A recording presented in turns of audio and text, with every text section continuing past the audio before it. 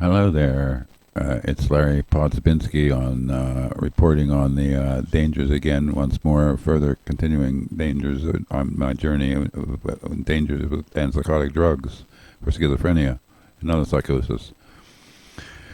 So, as I previously reported, if you haven't been watching this, if you have, then you know the tardive dyskinesia is the involuntary movements showing up later after antipsychotic drug use, damaged worse by the first generation antipsychotic drugs pre-1994 in the United States. And then from then till like 10 years later, a second generation that made me well from schizophrenia, risperidone.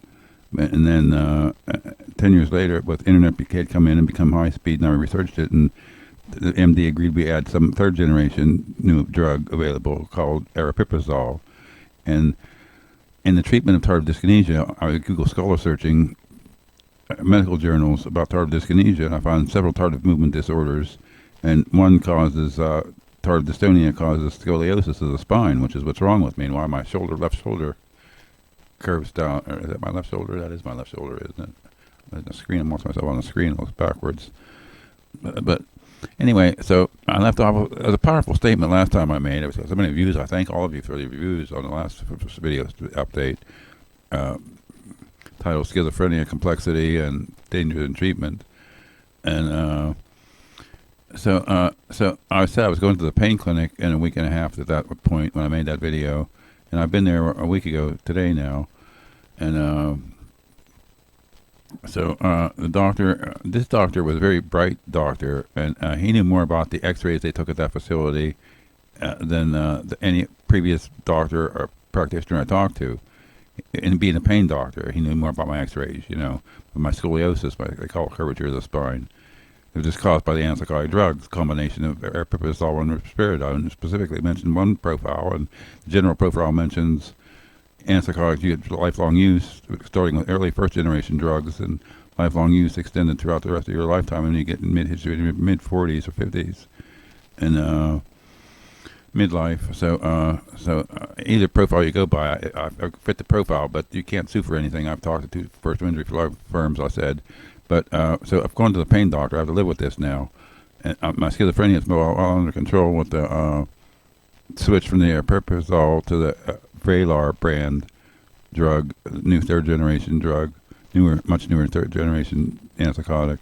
And I announced there's a fourth generation available that works on totally different chemistry in the brain than these other three generations, which I called for earlier in a rant about they need to start from the ground up and reinvent them, and they have, or have started to anyway, with Combenfy, Combenfy, I believe. So anyways, the pain doctor said that interpreting my spinal condition, curvature on the curvature on the screen on my spine, going from like this way over to this way, and then around up this way to my left shoulder. So my without a shirt on, I should put pictures on here without a shirt from the top, front, and back, but I don't want to. But it's too freaky, to be deformed and bent over, and none of my jackets fit me except my one old one, which I did some beautiful artwork on while I was still sane and enough to do that, and then I wrote some crazy shit on it, and got some olive drab army green paint to paint over the olive paint, but it wasn't it was too translucent to cover up the crazy writing I put on ears when I got crazier, because it's the only jacket that fits me in the house anymore, so it's my curve, not my weight. So it's crazy. It's all from the antipsychotic drugs. You see what I mean? My life has been destroyed. I can't walk very far. I have to stop suddenly and sit right there, so I can't go out in this ice and snow. I have to exercise, doing push-ups on my knees, and bringing my legs, heels up, because I can't do it on my feet because I have a back spine, bad spinal condition. So it's too much stress. Stress points in my spine ache painfully extreme. So the pain management started me on a different medication from the one the doctor started putting me back on, and Celebrex instead of naproxen. So I don't know what the difference seems to be there a little bit. But so I'm in somewhat pain now, or I'd be playing with my synthesizers like I wanted to, but I have time yet tonight. It's early.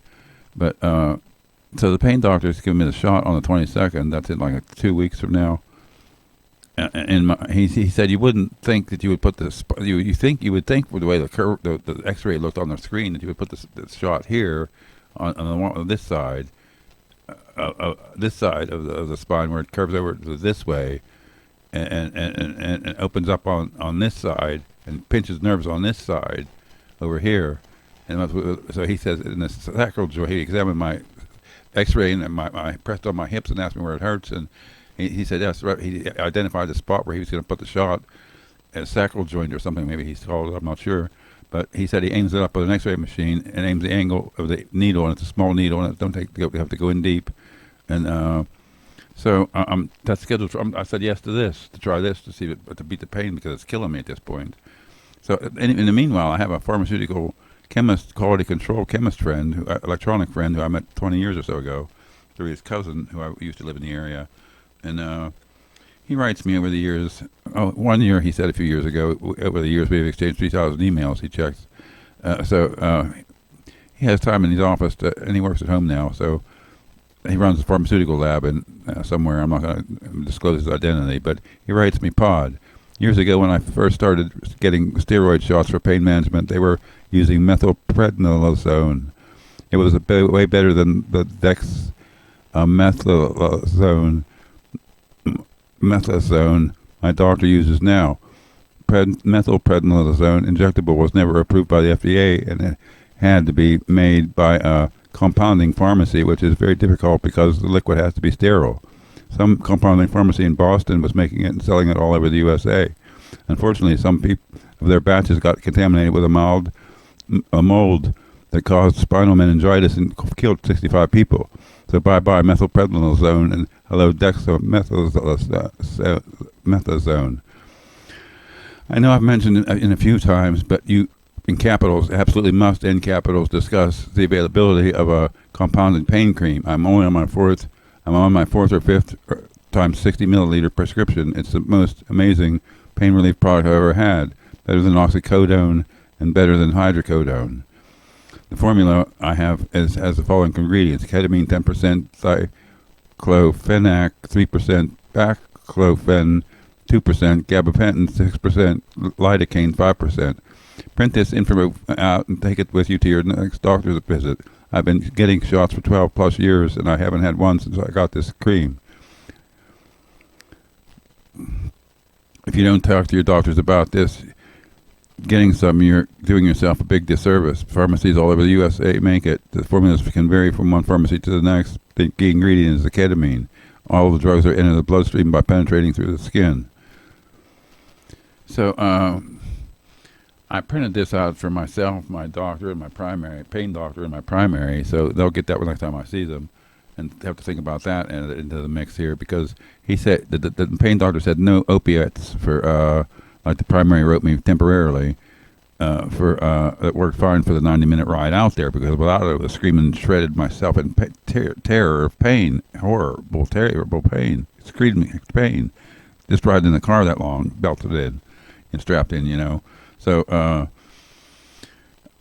I can't handle the pain when it gets like that. And I have to keep flipping the seat up and down. So the tramadol she gave me, I have some left. I have to ration it to save it and not take it at home like I was using it, exploring it to see how much it killed the pain, how much better I could function around home in my life, in my world, So he said no opiates for musculoskeletal pain.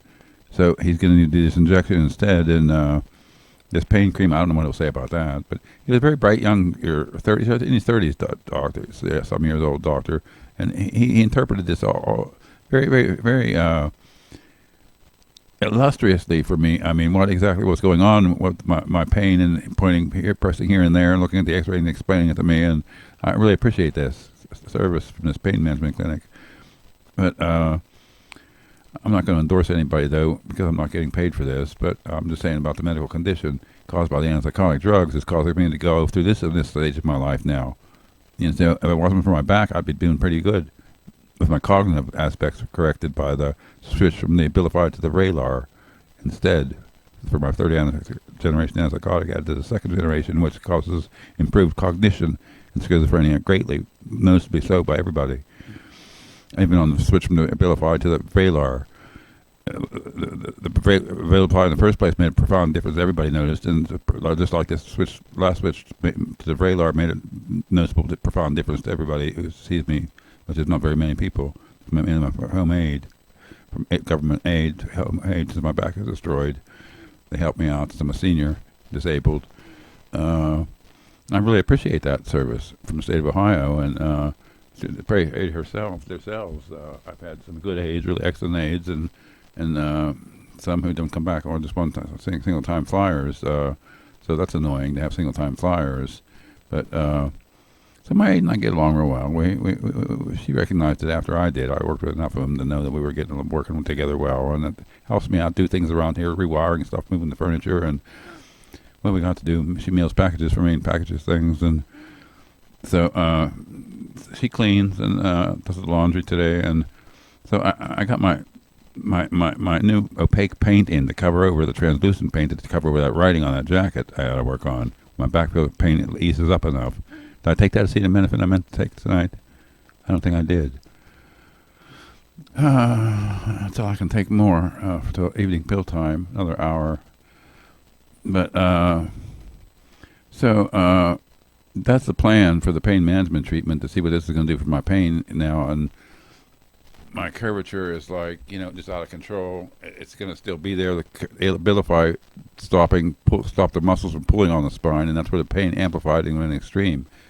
When those muscles were released from being clenched tight around the spine, pulling it off center for 20 years. So the muscles are, I think, easing up a little on that retention that the doctor said that they should go back into shape after they released from the spine, pulling the spine. So maybe that's starting to heal up a little bit now. And the pain's getting a little easier, but it still can be acute out of nowhere. If I sit somewhere for a while, it could be okay, but if I get on my feet, then it's a different story. So I can't stand for very long, or I can't walk very long without having to stop suddenly. This is all from antipsychotic drugs, in a rare amount of cases, but it can happen. And the National Institute of Health knew, the American Psychiatric Association knew, and I presume the FDA knew too. And they didn't tell the practitioners to write these drugs. That's what's wrong with it. Way wrong with it. So it's driven me to the pain clinic 20 years, 40 years after being 50 years after being diagnosed, 49 years this year. Celebrating my 30th year of anniversary, last few months of my wellness being restored to the community and sanity, and 30 years ago alone, and continue to learn, grow, and get over the schizophrenia, make up for the 20 lost years in the lost world of that illness, and in the incompetence of not if it did develop right for 20 years into my 40s and 50s, and now I'm in my 60s. I'm together mentally enough to know what's what, but I can't get around like I used to anymore, so I don't even try. Too painful. So have a nice day. This is the final report on this one. Sorry it's so long. Have a nice one.